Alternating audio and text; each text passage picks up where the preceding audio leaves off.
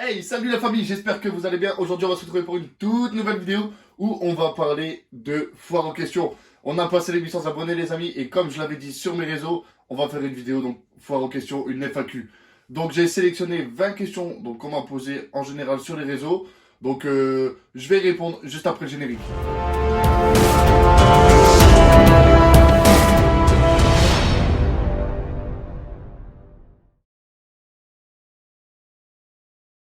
Donc pourquoi j'ai commencé la Terrario? Première question, elle est revenue assez souvent. Pourquoi j'ai commencé la Terrario? Bah déjà parce que j'ai toujours été passionné de reptiles, donc que ce soit du lézard, du serpent ou j'en passe. J'ai toujours bien aimé les reptiles, je me suis toujours renseigné sur ça, donc j'ai toujours eu donc, une passion en fait pour les reptiles. Je me suis toujours renseigné, donc bouquiner, regarder sur internet, regarder des vidéos et j'en passe. Donc du coup ça fait que un jour je me suis lancé et bah, j'ai directement lancé donc ma pièce d'élevage. Alors moi j'ai commencé là maintenant en janvier du coup 2019, donc ça fait une bonne année et demie, donc à l'heure d'aujourd'hui, ouais c'est ça, j'ai commencé il y a un an et demi.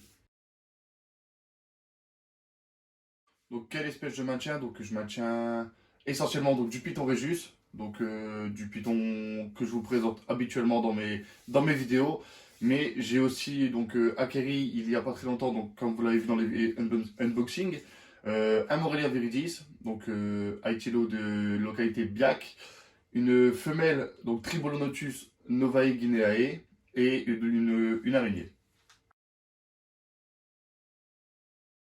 Pourquoi j'ai choisi le Pithorhynchus? Alors, bah, pour plusieurs raisons. Déjà, de une, bah, c'est vraiment une espèce donc, qui est assez calme et avec laquelle on peut s'amuser énormément, parce qu'il y a quand même pas mal de mutations, il y a quand même pas mal de diversité dans cela. Après, il y a pas mal d'éleveurs aussi qui travaillent. Donc, c'est vrai que c'est un plaisir quand même de voir tout ce que les autres font donc, en Python Régis. C'est un plaisir aussi d'en maintenir parce qu'ils sont tous différents. Donc, peu importe le gène, même deux Pythons avec la même génétique sont complètement différents. Donc, enfin, ont quelques différences quand même. Et c'est ça qui est vraiment plaisant. Donc, c'est pour ça que je me suis lancé dans le Python Régis. C'est pour vraiment avoir une diversité qui est vraiment énorme. Quel a été mon premier serpent? Donc, mon premier serpent, ça a été un boa, donc un BCI. Juvénile, donc je l'avais eu juvénile directement en animalerie quand j'étais petit, je devais avoir 12-13 ans à peu près, et ça a été justement bah, le premier serpent que j'ai eu chez moi, donc enfin chez mes parents. Et là, à l'heure d'aujourd'hui, donc chez moi, le premier que j'avais eu, c'était une femelle champagne. Alors, ma mutation préférée, c'est vraiment donc le champagne. Le champagne, c'est vraiment une mutation qui me fait vraiment kiffer parce que c'est pas une mutation sur laquelle on parle souvent, c'est pas une mutation sur laquelle on voit souvent, mais les combos sont vraiment ouf et j'aime bien. Donc, justement, comme je vous ai déjà dit dans les anciennes vidéos, j'aime bien le champagne parce que déjà c'est un peu oublié et en plus de ça, tous les combos champagne, enfin pour moi, sont vraiment exceptionnels et défendent complètement le pattern, défendent complètement la couleur. C'est vraiment en fait un gène qui est vraiment bien travaillé, mais trop peu travaillé. Alors actuellement, j'en ai donc 18 à la maison, j'ai 18 pitons Régis à la maison, mais j'en ai encore quelques-uns qui sont en vente. Je devrais terminer aux alentours des 12, 13, voire 15 maximum après les ventes. Et donc du coup, la préférée, donc c'est vraiment ma champagne GHI. Donc on reste toujours sur le champagne comme je vous avais dit, et le champagne GHI c'est vraiment une mutation qui est exceptionnelle pour moi, comme je vous le dis de toute façon dans les vidéos. Donc ma champagne GHI c'est vraiment, je pense, le serpent que je préfère dans mon élevage. Comment maintiens-tu ton élevage? Bah écoutez, moi je dirais que je le maintiens correctement, donc je le maintiens donc avec une partie rack, comme vous pouvez le voir, donc avec des racks juvéniles en haut et des racks donc subadultes en bas, subadulte voire adulte pour les mâles. Et après par contre j'ai donc une batterie de 8 terrarium, comme vous avez déjà pu le voir dans les vidéos précédentes, où justement j'ai vraiment mes grosses femelles qui sont dedans. Donc à quelle température je maintiens mes pitons? Donc je varie donc à peu près 32-33 la journée et en variation jour-nuit, je varie à peu près à 27-28 la nuit. Donc ça fait que la journée ils sont constants à 32-33, ça dépend de la période. Et après par contre je redescends donc au niveau de nuit en 27-28 à peu près en moyenne. Après, sinon, en température ambiante, je suis à 22 degrés. Donc, comme là, il est très tôt, je tourne la vidéo très tôt le matin. Il fait 22 degrés dans ma pièce. Je suis en chauffage avec une bonne isolation. Mais après, quand on va commencer à avoir une température qui monte à l'extérieur, on se retrouve facilement à 27-28 dans la pièce, en température ambiante. Alors moi, personnellement, je suis plutôt donc souris pour les juvéniles et subadultes, et plutôt pour les rats, pour les grosses femelles donc, qui sont en reproduction. Très facilement parce que les juvéniles vont prendre vraiment de la masse musculaire donc avec de la souris, et les femelles reproductrices prendront du gras avec des rats. Plutôt vivant ou congelé, je dirais. C'est assez compliqué à dire parce que c'est différent en fait selon le régis qu'on a en face de soi et certains mangent du mort, d'autres du congelé. Moi personnellement, je préférais qu'ils mangent tous du congelé, mais malheureusement j'en ai certains qui mangent vraiment que du vivant et on fait avec. Donc moi personnellement je préférais congeler, mais des fois on n'a pas trop le choix que de donner du vivant. Je suis plutôt rack ou terrarium, j'ai pas vraiment de préférence. Enfin, après c'est plus un côté esthétique.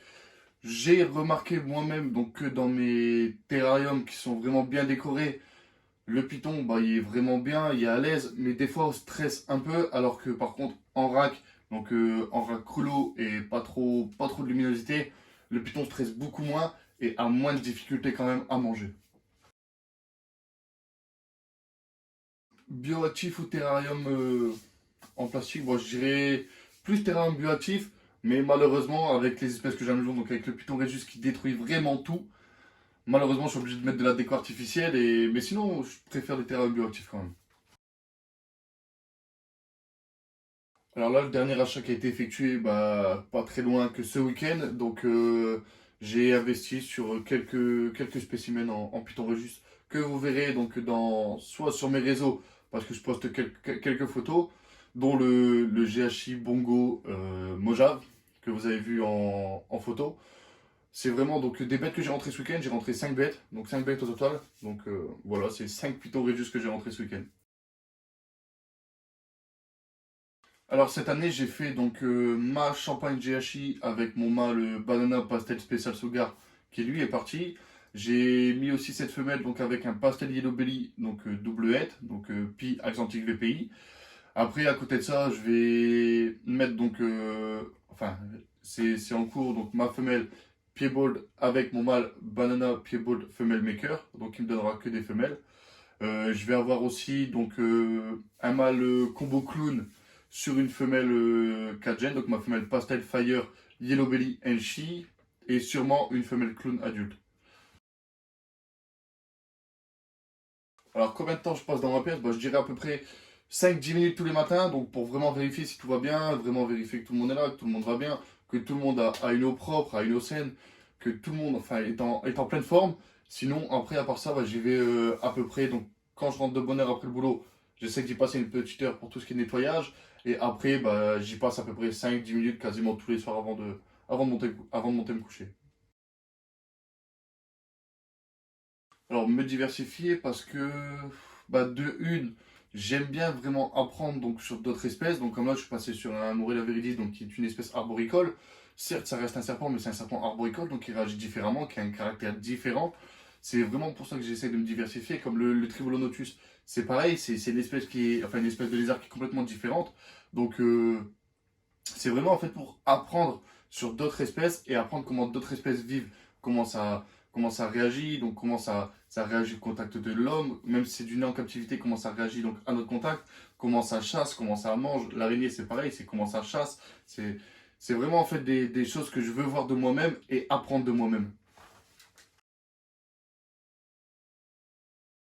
Du coup, en espèces différentes, du coup j'en ai 5. J'ai mon araignée, j'ai mon Morelia viridis, j'ai mon Tribolonotus, enfin ma Tribolonotus, j'ai mes Python Regius et j'ai encore donc un petit gecko léopard qui fait sa petite vie un peu chez moi et qui s'y plaît plutôt bien. Donc là pour l'instant il est à la maison, donc il prend pas mal de force. Je vais d'ailleurs vous le montrer. Donc là voilà, du coup c'est une petite femelle, donc gecko léopard, qui est assez bien dodue, je peux le dire. Elle est assez bien dodue, donc c'est pas vraiment une préférence pour moi. Donc le gecko léopard, c'est pas vraiment une préférence pour moi. Mais c'est quand même sympa à observer. Et c'est différent de ce qu'on a d'habitude. Donc moi pour l'instant j'apprends donc sur le gecko léopard. Je vais pas en faire. C'est vraiment en fait pour apprendre sur cette espèce. Et voir un peu comment ça réagit, comment ça fonctionne. Et voilà, voilà c'est tout. Si je compte passer mon CDC, bah, je vous dirais que oui. Après, comment passer mon CDC et pourquoi, ça c'est une question encore différente. Mais je pense que oui, je passerai mon CDC déjà de une pour augmenter donc mon cheptel de Pythorégis. Donc même si 25 c'est un quota qui est assez énorme, je pense quand même pouvoir passer les 25 dans quelques années, enfin je l'espère, passer les 25 dans quelques années et pouvoir justement m'améliorer sur ça. Après, bah, pourquoi pas aussi partir sur des espèces qui sont donc interdites sans CDC, partir peut-être sur du venimeux, je sais pas encore, pour l'instant l'avenir nous le dira. Là pour l'instant je kiffe le moment présent, donc on verra bien. Donc passer le CDC, oui, c'est une certitude. Mais pourquoi et comment, ça je sais pas. Donc voilà les amis, donc j'ai répondu à 20 de vos questions, donc 20 questions que j'avais repris, celles qui revenaient un peu le plus souvent. Donc voilà les amis, j'espère vraiment que vous aurez été satisfaits donc, de cette FAQ. Moi je suis satisfait d'avoir passé les 800, c'est pour ça que je vous offre donc la possibilité de me poser vos questions et j'y ai répondu aujourd'hui. Donc j'espère que ceux qui m'ont posé les questions seront satisfaits donc, de la réponse. Et j'espère vraiment les amis que la vidéo elle vous aura plu, même si c'est pas une vidéo qui est passionnante où vous voyez des serpents. Mais voilà, c'est une vidéo que je voulais faire donc pour la FAQ des 800 abonnés. Donc voilà les amis, restez connectés, restez branchés. Bientôt je vous montre des nouveautés. On se retrouve très très bientôt, je vous le promets. À la prochaine les amis.